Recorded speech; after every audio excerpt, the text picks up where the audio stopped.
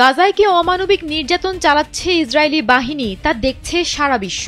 গাজার নিপীড়িত মানুষ তাদের কিছু বলতে না পারলেও ছোট্ট প্রাণী ভীমরুল তাদের ঠিকই চিনেছে, সুযোগ পেয়ে হামলা করে বসেছে। ঠিক যেমন আবাবিল পাখি মক্কা আক্রমণ করতে আসা ইয়েমেনের রাজা আব্রাহার হস্তি বাহিনীকে আক্রমণ করেছিল, তেমনভাবেই এবার ভীমরুল আক্রমণ করে বসল ইসরায়েলি সেনার ওপর।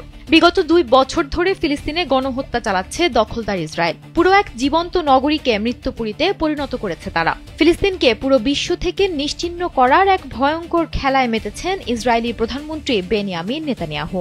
শুধুমাত্র তাই নয়, নীল মজাদার গোলমার্ক বক্স, কুরমুরে বাইতে ফুরফুরে লাইফ। বিশ্বের নানা প্রান্ত থেকে ত্রাণ দিতে আসা জাহাজের বহর পর্যন্ত থামিয়ে দিয়েছে দখলদাররা। আটক করেছে সমাজকর্মী সহ বিভিন্ন পেশার মানুষদের। গাজাকে বিশ্ব মানচিত্র থেকে মুছে ফেলাই তাদের একমাত্র লক্ষ্য। এ নিয়ে পবিত্র ধর্মগ্রন্থ কুরআন শরীফে বলা হয়েছে, তিনি এমন সব দল ও সম্প্রদায়কে ধ্বংস করে দিয়েছেন যাদের দুনিয়ায় অনেক শক্তি, সামর্থ্য ও প্রতিপত্তি দেয়া হয়েছিল। হযরত ইব্রাহিম আলাইহিস সালামের সময়ে একজন অত্যাচারী ও অহংকারী শাসক ছিলেন নমরুদ, যিনি নিজেকে খোদাই দাবি করতেন।